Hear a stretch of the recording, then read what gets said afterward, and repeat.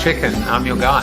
Blinking. I'll have what Joseph has. Look, somebody's talking about you. This is what we call the voice of God. Popping. Everybody just gets to focus on you. Grab me. Probably not the best thing for an introvert. I'm asking for you. Well, I like a good chicken sandwich. Touch me. Hi, David. Comment. Oh my God. Like. You're actually an identical twin. Push. Maybe I'll just ask Julie to talk about what it is to be an identical twin. Pick me up. No, you didn't. Shouting. Surprise! Jeremiah, just hang on a second. I just got a text. There's an edit for your new opening, Joseph. I feel really honored to have been here, man. By the way, you've done a masterful job. Seriously. It was such a joy.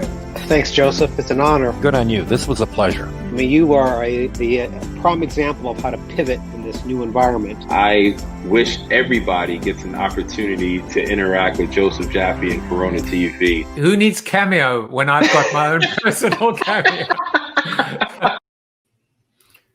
Watching, popping, charling. I don't even know what charling is. Hello, everybody. Happy Monday. It is Corona TV time. I am rusty. I don't even remember how to do the show. Look at this desolate background. The only thing resilient is this beautiful shrub to my left, your right, my right, your left, whatever. I'm lazy. I took off Thursday and Friday, to celebrate Thanksgiving. And I paid the price. I paid the price. Look at the weight. Look at the weight. It's coming. Oh, my God. 4 pounds. I put on 4 pounds. I was so upset about having to share this with you. But in true fat blogging style, I got no choice. I said I would share my weight with you every single Monday. And there you go. 4 pounds up. It's unbelievable to me because I can really, really see the difference on my physical health and to a degree mental health based on exercise. And when I stopped running, the weight kind of flatlined, or at least the weight loss flatlined, and now is increased. But I will continue to stay positive, upbeat, and yes, Chip Griffin jumping as well, popping, jumping, clearly as far as this weekend is concerned, eating as well. Tom Morris said he put on 2 pounds, so thanks for beating me. Let's shed the dread. Well, I'm cutting out carbs. Stage left. I know but is my stage left your right, Bob, or your stage right? I don't know. I'm just an amateur. I'm just making it up as I go along. You know this. And Chris was just indicating he's referring to, of course, the wonderful Charlie Green from the Trusted Advisor. Yeah, I mean, what a wonderful guy. Steve says, hi, Rusty. I'm not sure which Rusty he's referring to. Rusty Bed Springs, I'm not sure. I had an uneventful weekend, so we'll just leave it at that. A little bit of more somber and sad news. This was one of the highlights of my professional career, going to Zappos HQ and sitting on the throne, the royalty throne. I forget what they called it, but the whole idea at Zappos that customer's king. They literally made you feel like you were king, and you could see all the Polaroids around me of all the people that had come to Zappos HQ just to find out about the magic of Zappos, how they treated their customers, and how truly magnificent this approach, the vision, just everything that Tony Hsieh brought to the table, and the vision that he infused in this company. I almost thought it was just a bad joke, yet another product of 2020. But Tony passed away at the age of I believe, only 46. This weekend, he was actually in my state, in Connecticut, visiting family, and he died in a house fire. It's beyond tragic, but his legacy will live on. He wasn't just a businessman and an entrepreneur and the founder of an incredibly successful company and taught us about customer service, but he was almost like an adopted role model or poster child, role model for us in the social media enabled world, because he just knew how to create this outside in and inside out approach, how transparent he was, how much he shared, and how much the company shared their lessons and best practices with the world. Here's a quote from him: have fun, the game is a lot more enjoyable when you're trying to do more than just make money. And he said this way before this whole conscious capitalism and, the whole we versus me capitalism became the subject, and purpose marketing became the subject du jour. Tony, you will be missed. Rest in peace.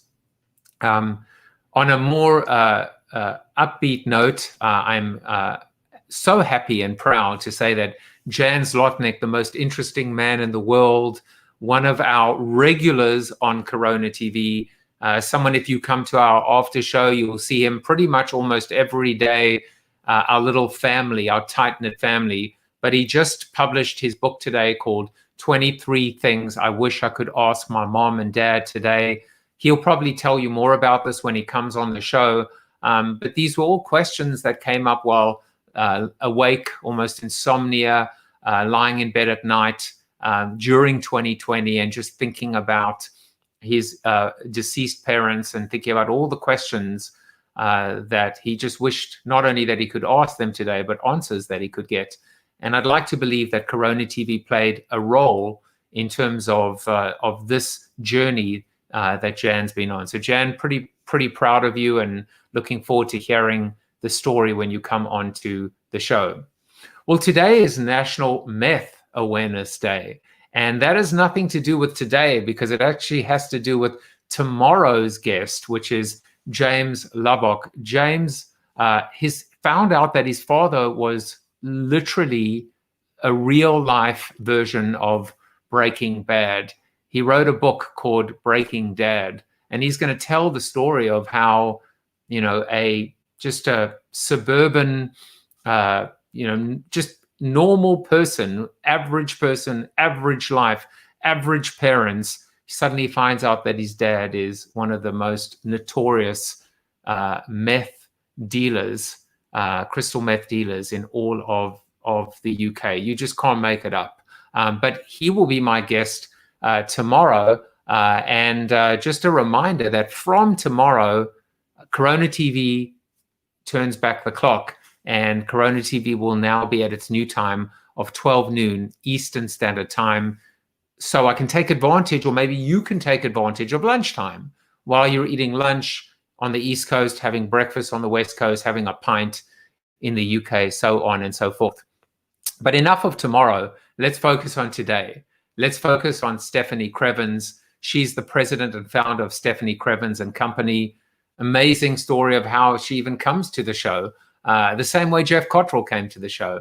But I'm super, super happy she is on today, and looking forward to having her come on the show in a few minutes. But first, we're just going to get through a whole bunch of birthdays on Saturday, on Sunday, and today. I have to say, it's hard to just call anyone out in particular, but I got to call out my sister, November 28th. Sharon Jaffe Nielsen turns, I'm not going to tell you how old she turns, but she's looking good for a woman of her stature. Sharon was the very first interview on Corona TV. And inarguably, had I not just said to her, hey, why don't you come on to the show and tell your story, we wouldn't have seen 150 interviews after her.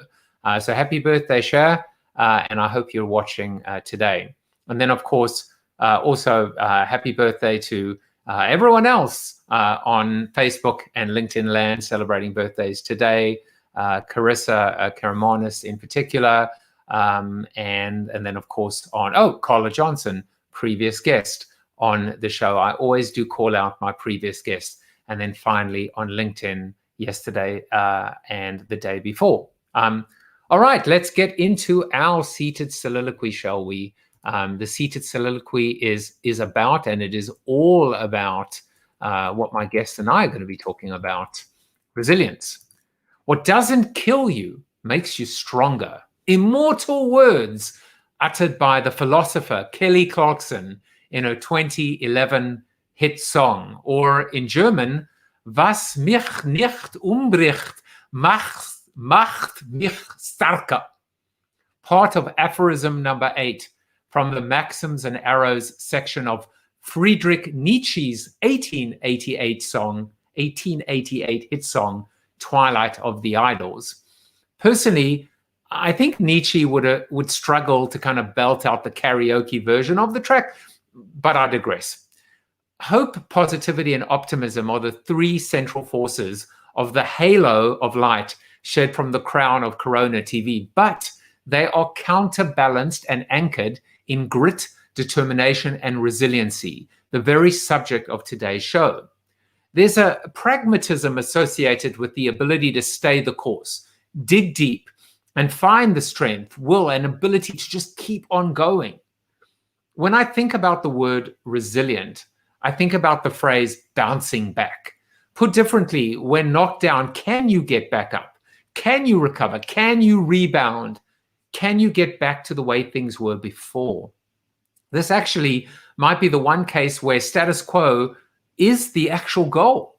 And that's completely okay. There's no shame in returning to where you started. But what about the almost cliched stronger outcome, stronger than before? How does that happen? How can we make that happen?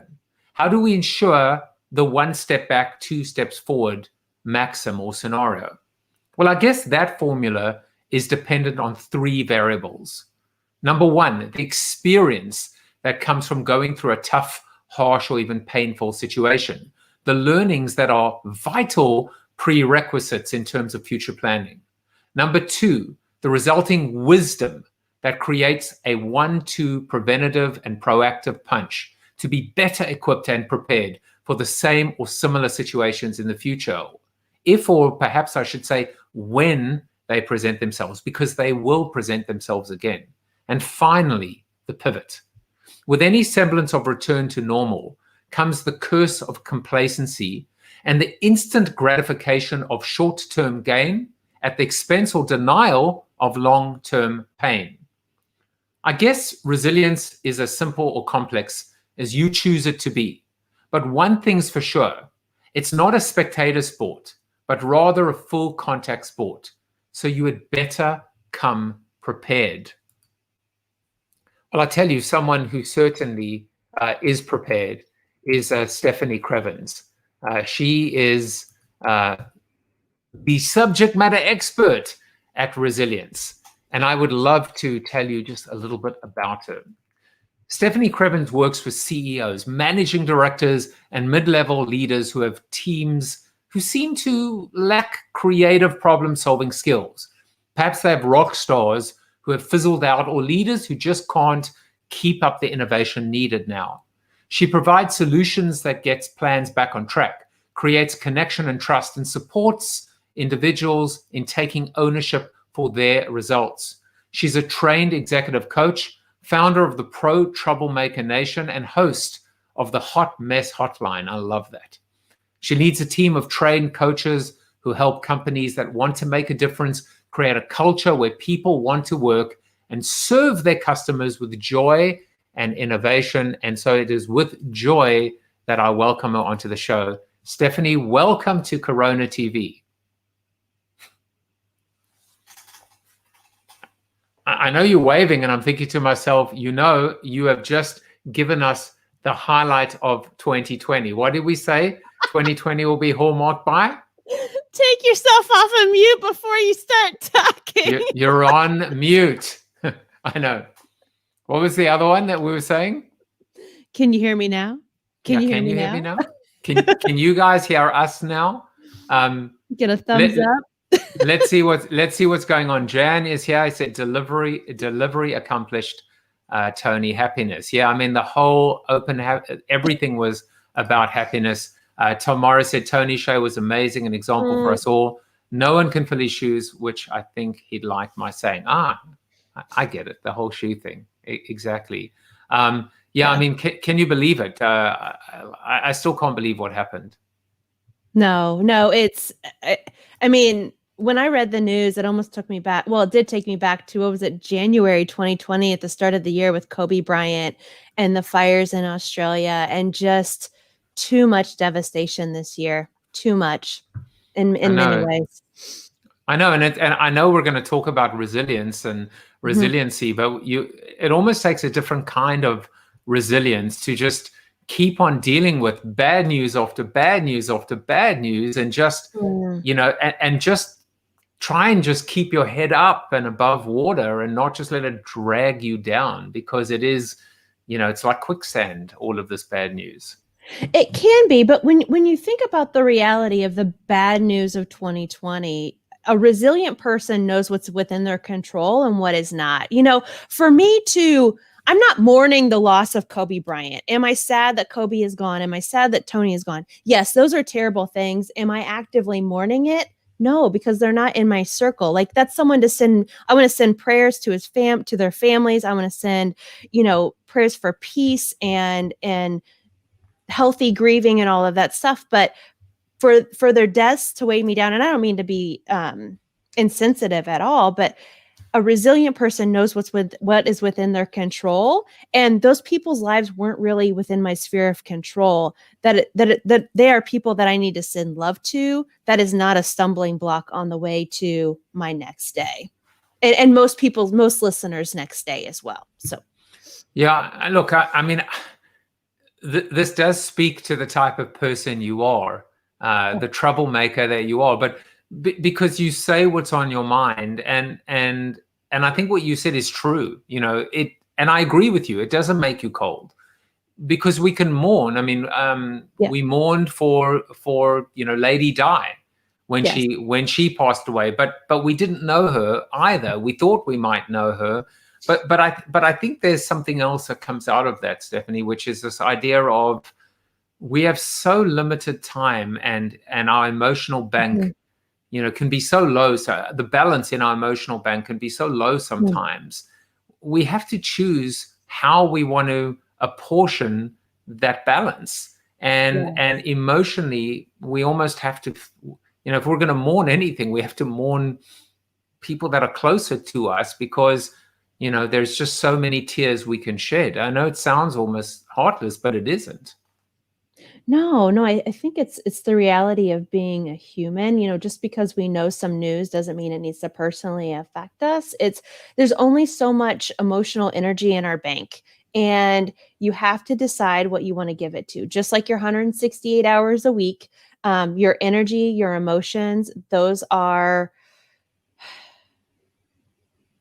renewable in some sense and non-renewable in another, but we have to actively decide where we're going to give those to versus blindly giving them out or blindly giving them away just because someone says we should.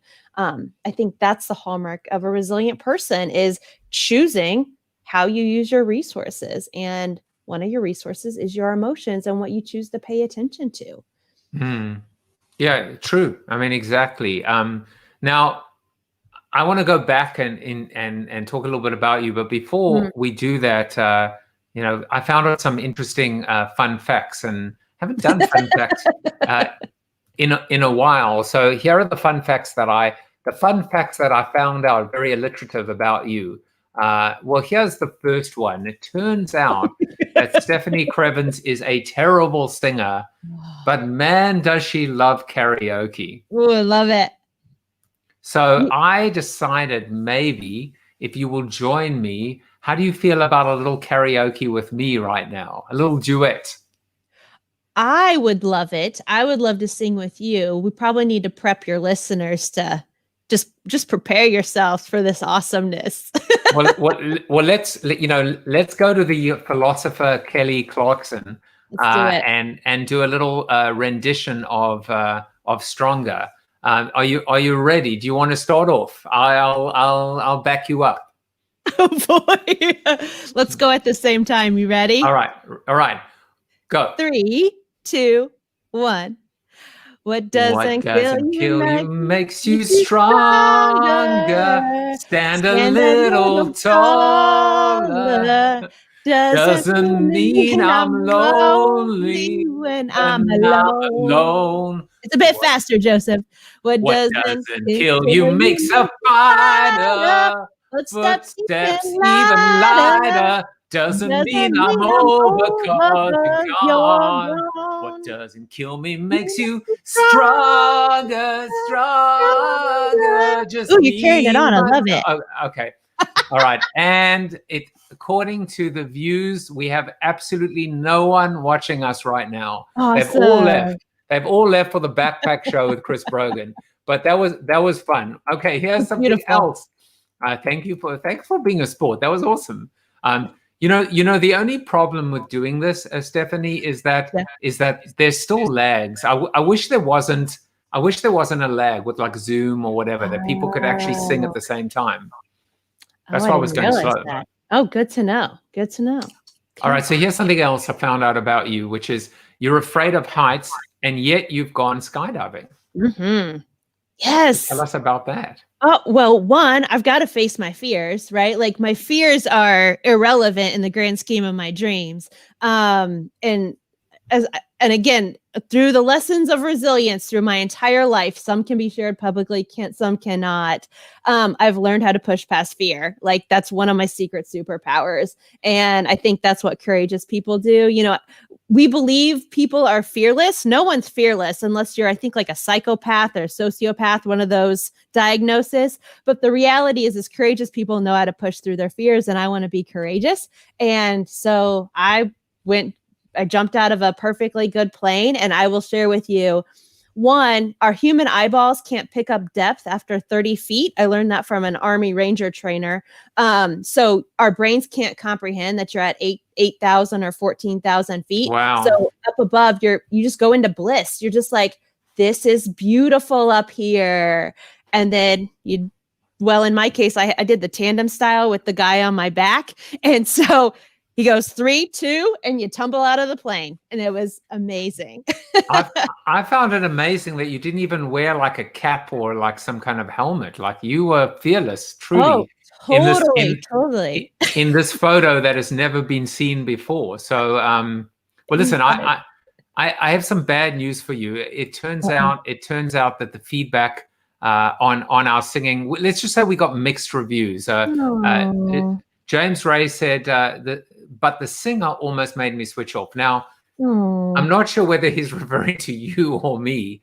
So let's just leave that open-ended. But, you know, Tom said part of me wanted to find the volume button, but the other part was frozen in fascination. Leslie muted, and Steve Garfield said highlight.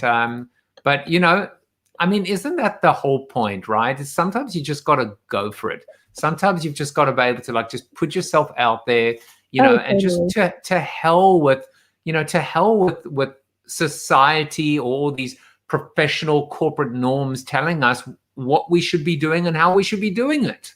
Yeah. We just got to live our lives. No, that's why I do this stuff, is we all have like these things we have to hide from people. Y'all, I don't know if you have one, Joseph, like a secret happy dance that you do like in front of the mirror that no one should see because something has gone amazingly right. Like we need to let that out into the world. Like the world needs to see more of that. You don't need to know that I'm perfect in everything that I do. That's irrelevant. Like putting ourselves out there that's the lesson. Like that's the lesson. I'm a terrible singer. Joseph warned you all, like I'm a terrible singer, and we sang anyway. Well, I mean, I'm waiting for the Happy Dance. Oh, you want to see it? Yeah. Okay. All right. No music needed. There's a version of it. You can't see my full body, but it's just basically like. What doesn't kill me makes me stronger. Stand a little taller. Doesn't make me. Okay.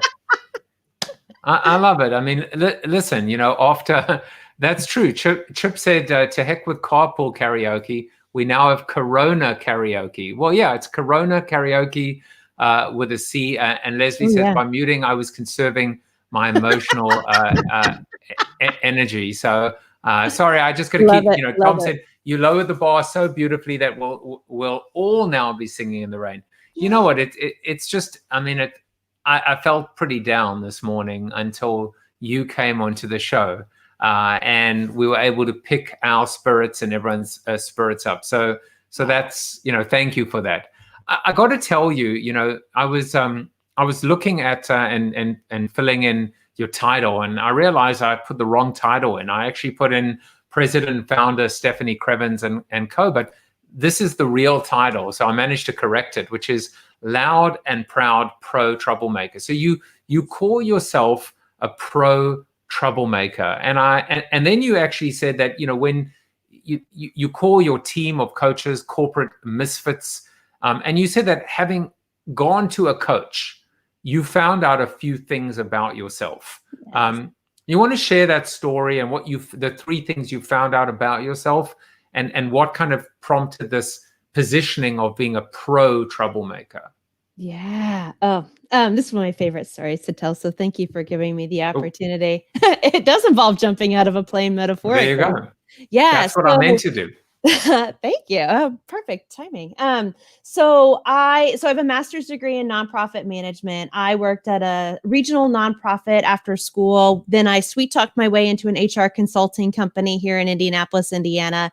And then I went to work for a national nonprofit after that. And in each of those jobs, I found myself in like this stuck and stalled place where I didn't feel like I fit in.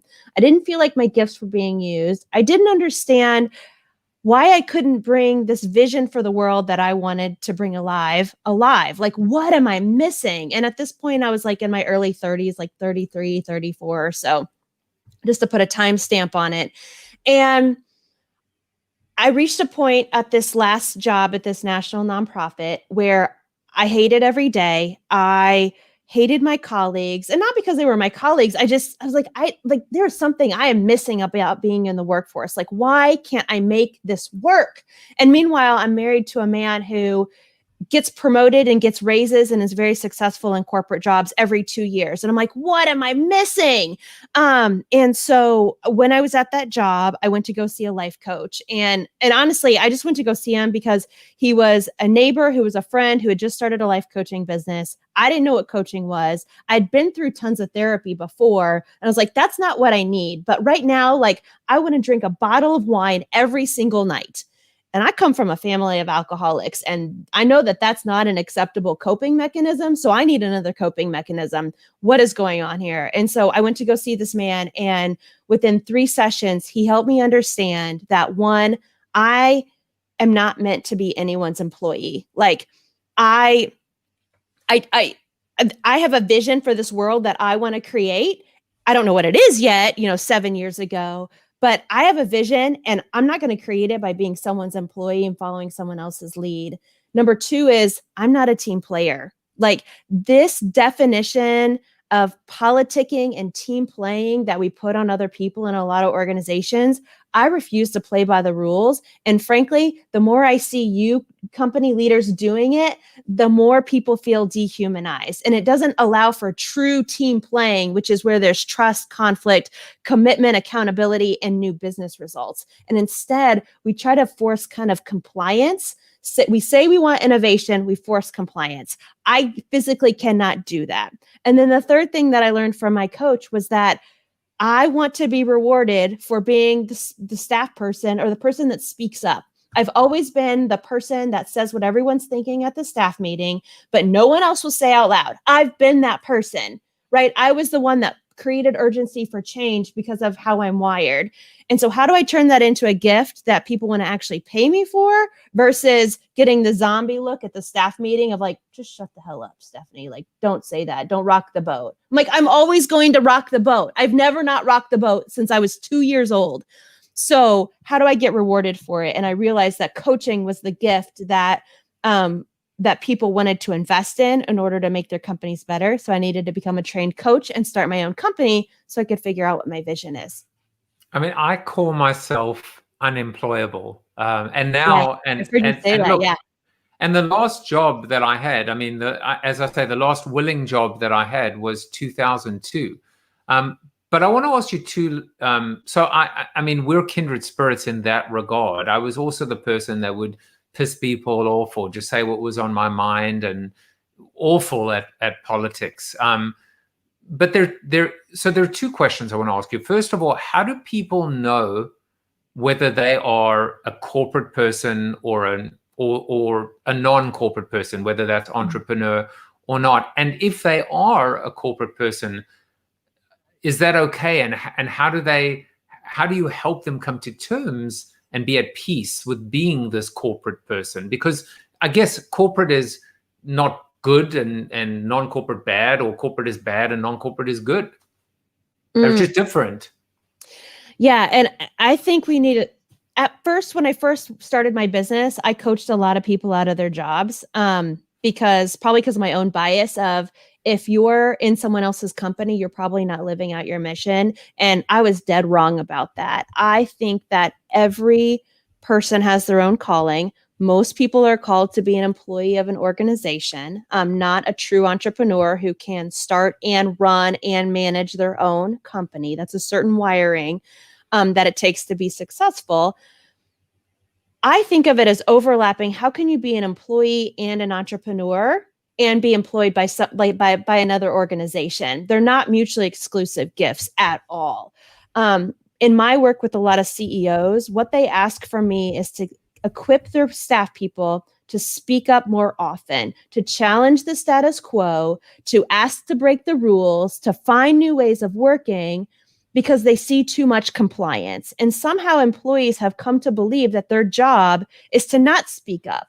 And it's because they don't have the tools to do it. And that's the tools of the pro troublemaker, being optimistic and mission focused and creative and adaptable and knowing when to bend the rules and asking to change the rules versus just breaking them to be a pain in the ass. And so most employees are not equipped to challenge the status quo effectively. That's where you can be more entrepreneurial and be an employee. So some of the criteria that I would look for someone that should be more entrepreneurial, yet be someone's employee, is someone who's willing to speak up and say, you know what, I appreciate the stability that this company provides me. I appreciate the opportunities to grow while I'm here.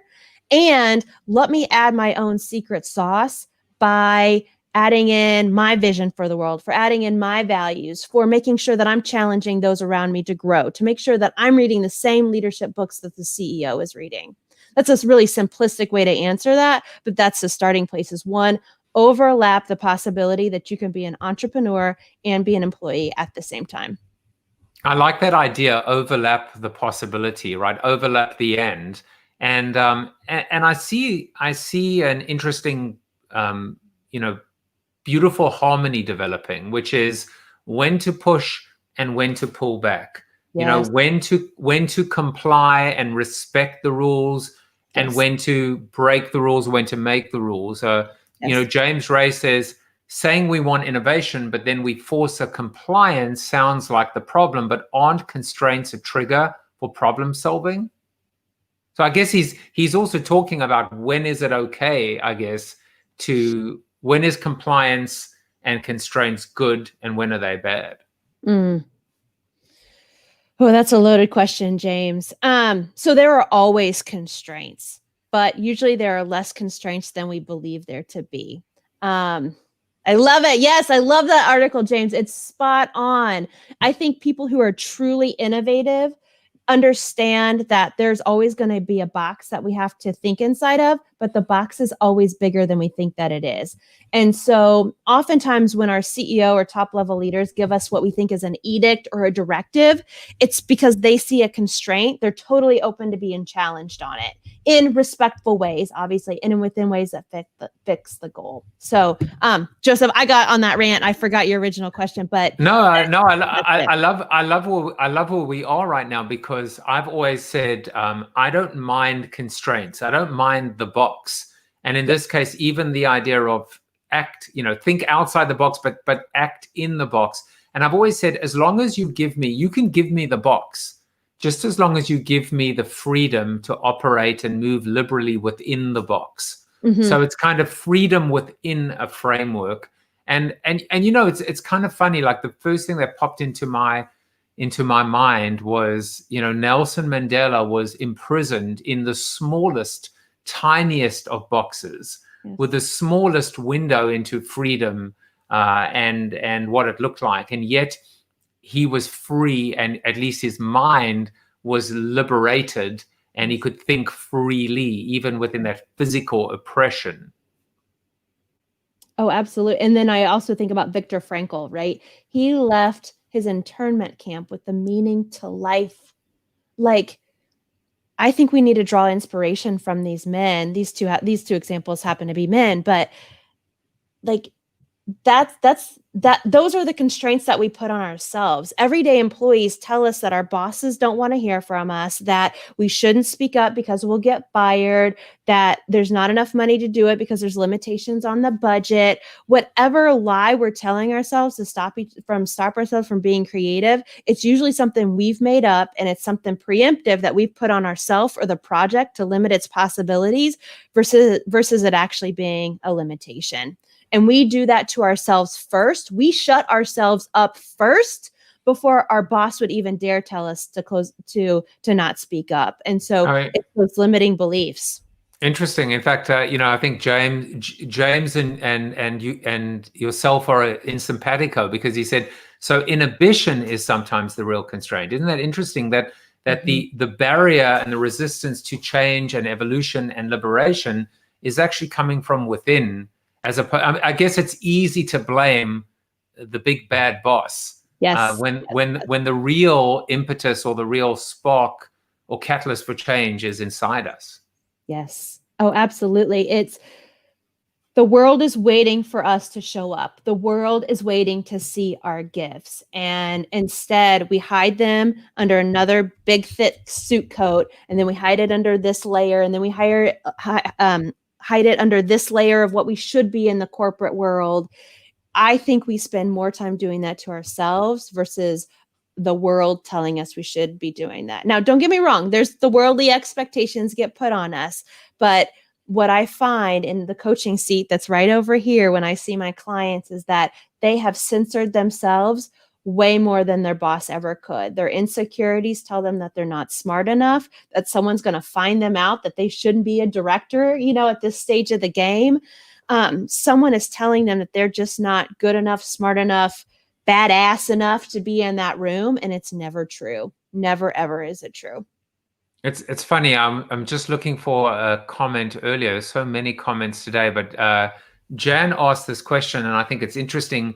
I didn't put it on at the beginning, but it seems like now's the right time to ask it. He said, what is the fear of fear itself? It's almost that's the real challenge, right? It's the fact that we're so afraid to sing, to do our professional version of karaoke in front of everyone. And I think, you take it one step further, which is you actually celebrate the fact that you're not the best or the greatest singer, but you're probably having much more fun than the great singers in this particular case, because you're just like, the only way is up. You know where the bottom is. When it comes to singing, absolutely. Yeah, let's just be clear. We're only referring to singing. We're not referring to skydiving. We're not referring to life coaching, to business coaching, or to being a troublemaker. I love this very real conversation. I want to segue to something that is very, very near and dear to my heart, and that's this whole subject of resiliency and being resilient. And you wrote this wonderful piece that says, and I'll post a link to that in the comments. You said resilience in business needs to be your superpower. Make 2021 the year of resilience in your organization. We have spoken since March about superpowers. So talk a little bit about what resilience is. You write this in the article, what it isn't, and why it's so important today. Yeah.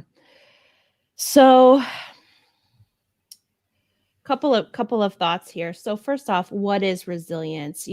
I think what we get confused during really, really high stress times like the hot mess that is 2020 is that we think that we have to push through at all costs. And by all means, I'm a pusher through, or I can drive and I can persist. And that's part of my charm in this planet, but it doesn't always serve me. But resilience is the ability to power up when needed, the ability to filter through the information, to admit that everything is not okay, but that it will work out in the end. And just being willing to sit in that uncertainty and understand that there are pieces of this puzzle that I can solve right now. There are pieces that I cannot. And I'm going to work on those pieces and let the rest fall away. And I will tell you, friends, this is the most recent example in my adult life where I've learned this. And if you read the article, I give you a glimpse into it. But my husband and I were foster parents. And particularly from 2016 to 2018, we had these boys that we loved dearly that we thought we'd be able to adopt because their birth mother was all but gone until she wasn't. And I'm sanitizing a big portion of the story to protect everyone's privacy here. But basically, we didn't get to adopt them. They went to go live with their birth mom. And I spent months waking up in the middle of the night, gasping for air, wondering how safe they were. Were they safe? Had they eaten? Did they get their milk in the morning that they had to have? You know, I mean, every motherly nightmare was running through my head. And most days I made myself get out of bed, but not every day. And some days I let myself come home in the afternoon and just sob my eyes out because I needed to let that emotion out. And all of my clients knew what I was going through, and they were very gracious. But resilience to me was not powering through and acting like what I just went through and what I will continue to go through didn't matter. It was acknowledging it, but it also acknowledging that there's a lot under my control right now. There's a lot of great things happening in my life. I went to go see a therapist during that time. And she's like, well, you know, what is, I had to do this rating scale, like what's going on in your life 1 to 10. And I actually rated everything close to 8 or 9. She goes, so then why are you here? I was like, because something terrible happened to me. Like my life is fantastic. Something terrible happened to me. And so the ability to take that and still be successful on a day-to-day basis in the long run, that's resilience. I didn't make myself power through and pretend like everything's okay. And in fact, I had a rash on my eyeball from crying so much. Like it was pitiful, Joseph. It was so pitiful. Wow. But I acknowledged the situation and I kept moving forward. My business grew by 20% that year, which I think is amazing. And I was able to eventually get to the place where I grieve my boys, I love them, and I want what's best for them, but I no longer have to hold on to the control of being like their day-to-day mom. But it gave me the patience to understand what it's like to sit in uncertainty and the unknown, and understand that I can still move forward. Like it's okay. I can still move forward, even though so many things have come to a standstill. So what resilience is not this notion that you're somehow superhuman. You're not Iron Man. Like none of us are. That's why it's a movie. We can certainly learn from those role models in the moment, but you're not bendable to the point that you break. That's not resilience. And in fact, resilience is being more like Gumby, doing your business yoga. Hello, get talking so fast. But you become flexible, and the opposite of being resilient is becoming rigid and demanding the answers in the face of uncertainty when they just won't come. I one time heard this quote early on in the pandemic that said, basically, uncertainty is the most scary thing next to death for human beings because we don't know what to expect. And again, an opportunity to embrace fear is to understand that there's going to be uncertainty in our lives, and we have the ability to still move forward through that fog, if you will, even though we don't know how to do it, we don't know where we're going, we can still take the next step. First of all, you got a well said from my mom, and she normally never comments in an episode, so that's got to tell you that's got to tell you something. I wrote down as you were talking about what it is and what it isn't, and I wrote down power up, not power through. Yes. And then the other one that I wrote down, just playing with the words, was this idea of resilience, not resistance. Because I was thinking of this idea of the whole goal isn't to push yourself to that limit where, as you say, you might break or could break, or in fact, very well, it actually, could result in breakage. But it's this idea of you don't resist this natural, you live it, you embrace it, you feel it, you move with it, and it has to become a part of you. Lisa Cohn, who was on the show last week, I mean, she was part of the Unification Church, the Moonies cult, the adversity that she went through, and her therapist said to her, you have to make this a part of your life. You have to internalize this. You can't sweep it under the rug. You can't pretend it doesn't exist. And I think that's what I take away from this idea of resilience, which is it's going to shape you ultimately. It's going to make you stronger, to quote Kelly Nietzsche Clarkson. Love it. Yes. No, and I agree. And for some of us more driven, ambitious personality styles, we look for the meaning too soon. So meaning does not come right away. You can't feel the grief in the grief cycle, the 6 steps of the grief style, right? Denial, bargaining, confusion, and then look for the meaning. You have to let the meaning come to you when the time is right. When people are going through something traumatic, people will try to be empathetic with them and say, oh, well, God has a plan and everything will work out in the end. And that's really deeply, disrespectful to say to someone in the offensive. Middle of traumatic. Yeah, offensive. Thank you. It's really deeply offensive to say something like that to someone who's going through something traumatic, because they're not to that place yet. Like the universe and God and whatever label you want to use there has not shown them all the pieces to the puzzle to help them understand that. Now, as someone who believes in the long term, as someone who believes in something spiritual in the universe that is bigger than us and all knowing, I trust that. Yes, I absolutely trust that. But folks said that to me 2 weeks after the boys left. Oh, well, what you did for them while they were with you, that's so noble. I'm like, I would like to punch you in the throat right now, but I'm not, because I'm polite and I will say, thank you. And I know we don't mean to be disrespectful, but post-traumatic growth comes afterwards. And so for those of us who are looking for the meaning, you've got to just let go of that for the time being until it comes to you on the back end. Am I right in saying that equally offensive is to be able to say things, God has a plan, or things work out for a reason, or even to give that advice, which is it will all become known at some point. You can't really say a thing except for, just to, that's not empathy, right? It is not. It's not. It's people mean really well, and they say things that they shouldn't, and to fill the space, to not leave silence, because your heartache is very painful. It's very palpable.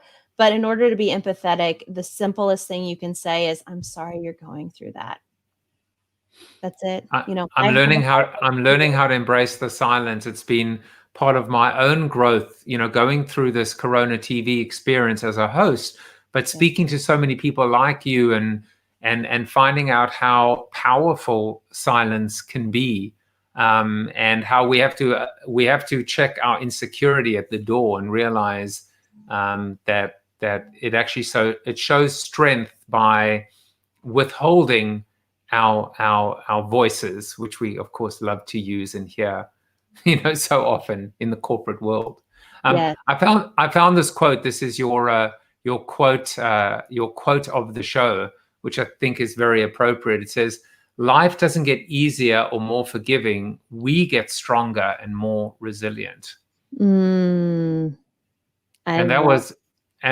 this was, by the way, I just found out a new person in my life, a guy by the name of Steve Maraboli, who wrote a book called Life, the Truth, and Being Free.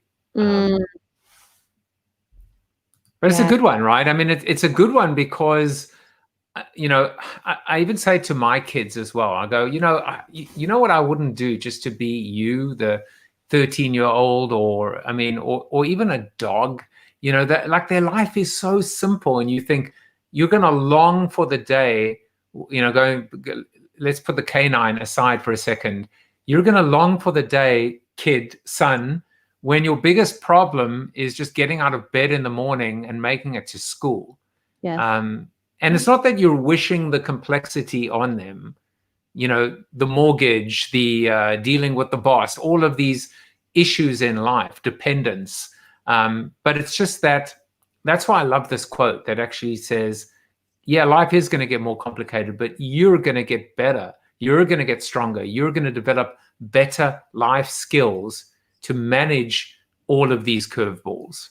Absolutely. Yep. And that's part of the tension that we're seeing in the workforce right now is the younger baby boomers, older Gen Xers, they've been through volatility in the market for a variety of reasons, multiple times.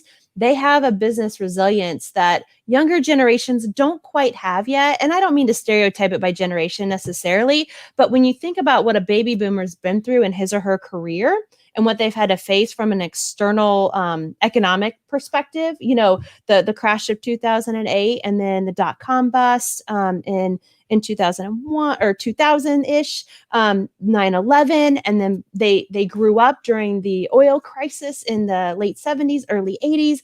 They've been through a lot more, and they've seen the good stuff that comes out on the other side many more times than younger generations. And so the younger generations just don't quite have that emotional and business resilience that they need yet because they haven't iterated it enough. They just haven't practiced it enough.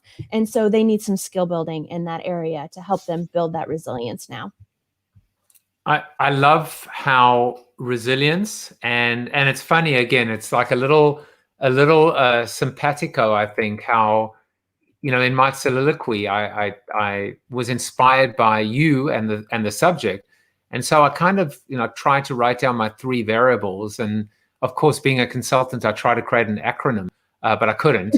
But the 3 things again were experience, wisdom, and pivot. So I was thinking of like POW, and then at one point I looked at it, I was like, wait, does that spell WAP? As in, I'm like, nope, that's a different song, and we're not going to go with that either. No, you totally should. You totally should. So I guess it's more like to use TikTok. It's more like pew pew pew. It's pivot, experience, and wisdom. But those were my 3 things. But wisdom, how do you even bring this back, right? But I love the idea of actually saying, because we're also living in a world now that is so ageist. We're dealing with ageism as a very real thing, and I think what we can actually do is say, the wisdom that you have gotten from experience actually carries another secret power, and that secret power is resiliency and resilience. Yes. Yeah. There, I brought it home. You see, I managed to take you to the edge. But we didn't break. Reel it back in a little bit. I'm trying my best. I want to give you an opportunity to talk about your business and your podcast, but you are my Monday Corona question guinea pig, and so I'm excited to ask you the Corona question. Be my lead off header. Today's and this week's Corona question is: which person, living or dead, has inspired you the most in your personal or professional life? Yeah. So the first person that always comes to mind is my uncle, Michael Beatty, and he passed away when I was 23, but he is my entrepreneurial role model. He founded a new home construction company in our small town here in Indiana in the late 70s or so. And because of the way he ran his company, when the economy was crashing in the early 80s, and he built new homes and the economy is crashing, he didn't have to lay off a single person, which I think is unbelievably admirable. And by the time I came around to be in his life and work at his company as a 14 or 15-year-old, I got to learn from him, and he was unbelievably generous in every sense of the word. In the dead of winter, he would hand out sleeping bags and blankets to the men who were living homeless in downtown Indy. He would just give and give and give from his wealth that he had built through his company. And so I just admire the heck out of everything that he did for those around him. Like, makes me teary-eyed just thinking about what he meant to me. And getting to work at his company, I learned what it was like to wear many entrepreneurial hats and watch him interact with people so respectfully. And it was the first job that I just got to do whatever the heck I wanted to contribute to the business. And I mean that in really great ways. So I did, as a 16-year-old, I did bookkeeping for a multi-million-dollar company. I then created an Excel file to manage all of their vendors. And this was in the late 90s when no one CRMs weren't even a thing at that point in a lot of small businesses. And then I got to negotiate contracts with vendors as an 18-year-old. Like, he just gave me an unbelievably long leash to learn things to contribute to his business. And I'm unbelievably grateful for everything that I learned from him. So that's my man, Mike Beatty. Mike Beatty, right? Mm-hmm. Well, the thing about Mike Beatty is it's clear that he knew exactly what he was doing, but he gave you that first sneak preview, that little look into the crystal ball of what it is to be an entrepreneurial employee, and that's what you were. You were you had the framework, but you operated freely within the framework, and I guess it set you up for life in terms of the path that you would one day take and help others, that have strayed off the path, or I should say maybe find the path, and then if they've strayed off it, find it again. So, that's a beautiful story. Stefanie, you're doing some amazing things, you and your pro troublemakers, but I would love for you to tell us a little bit about the podcast, which I just think is amazing, the Hot Mess Hotline. Do I have a direct line into the Hot Mess Hotline? I feel 2020, as you say, is the ultimate hot mess. But tell us a little bit about that, and then also would love to hear about your resilience training and coaching and your change management crash course. Yeah, thank you. Yeah, so the Hot Mess Hotline was created to give mid-level leaders an insight into what their CEOs are thinking about. So I have top-level C-suite executives on the podcast to talk about a hot mess that they went through in their career. And so we dig into the dirty details that can be shared publicly, obviously, but then we walk step by step. How did you get through it, right? Because every sanitized version that you hear of success is, oh, it was then I had this meeting and I just came up with this great idea and boom, we were successful. And success doesn't look like that. Success is really hard work. And so I want to give mid-level leaders an insight into what it really takes to run a successful business. And in the process, they hear what their CEO needs them to be as an employee in the organization. So I'm really proud of that. I'm really proud of the conversations that we can bring to light. And especially in 2020, we've highlighted multiple leaders and how they've gone through 2020, especially in those hard weeks and months, between March and May, when the world just kind of collapsed on itself and we didn't know how to open it back up. So that's live for you to listen to. And by the way, it's so important to, it's very focused, because I know that's your favorite F word, focus. And it's very focused to talk about the hot mess, but then to be able to almost, their mission, their mandate, their challenge is to reflect on the vulnerability, the flawed, I had no idea what I was doing. I literally was making it up as I went along. I took a chance, where people can look and say, wait a second, that's just like me. I could do that. I could be like that. I see the connection point. So I love that specificity. Tell us a little bit about the training and coaching that you do at the business, and then tell us a little bit about the crash course that you've developed. Yes, thank you. Yeah, so resilience is going to be the number one skill that our employees need in 2021 and beyond. And so I've implemented a program that I call resilience training and coaching. So bringing these skills to your workforce through one-off trainings, as well as through some long-term affordable coaching that makes this kind of one-on-one focus possible for your employees, from independent contributor all the way up to your C-suite. And so this is a longer time that we get to work together to equip them, to equip your employees to really understand, how do you manage your emotions, your time, your energy, and yet stay focused on the big picture goals that your company needs you to. Because the companies that I work with, they're empathetic to the fact that we've got kids home doing e-learning. We're dropping kids off at college one day, picking them up the next. They're empathetic to all of that. And we've got to run our businesses to maintain your paycheck. So how can we help you step up your game and do that? And that's what resilience training and coaching can provide. It takes that pressure off the managers to provide that emotional support. And then with the change management crash course, I sent this out into the world last April, actually, to get folks equipped to have the skills to drive change. So step one to actually creating change in your organization is creating an urgency for change.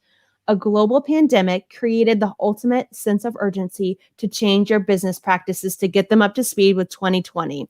How do you as a leader drive change and create an urgency of change without a global freaking pandemic? Too many of my leaders in my circles relied on a global pandemic to force the changes they've been talking about for 2 years. So how do you create a sense of urgency to drive needed business change now without a global pandemic? And I want to show you how to do that. That's a self-study program that you can buy at any time. It's ready. You listen to it when you need to. If you've still got a commute, you listen to the 30-minute workshop in your car, then you do the worksheet when you get to your desk, but that's just designed to meet you wherever you're at as a leader. And it's a very affordable price point too, so that many people in your company can go through it to learn the lessons of what it takes to do change right and make sure it's most effective now in your organization. Yeah, or in my case, my commute is from the bedroom to the bathroom to the green room, I guess. Yeah. But I love that. And Bob's right. He said, what a great life experience. You can see how who you are today has been shaped by and informed by your past experiences. But then again, all of us have. I think it's important to tap into those experiences. And sometimes we need a coach to allow us to realize, as you said, that our unique nuance or secret sauce is exactly what makes us different, makes us special, and gives us that ability to succeed and stand out in a hyper confusing, competitive, ambiguous, complex world. Yes. So Stefanie, thank you for your time. It's so wonderful to have met you. You come to Corona TV from one of my birthday greetings, which I love. I'm glad I wished you happy birthday. And for those of you that want to continue the conversation with Stefanie and myself, we will be going to the Zoom after show. All you have to do is type in bit.ly/CoronaTV after show, and we will head there now.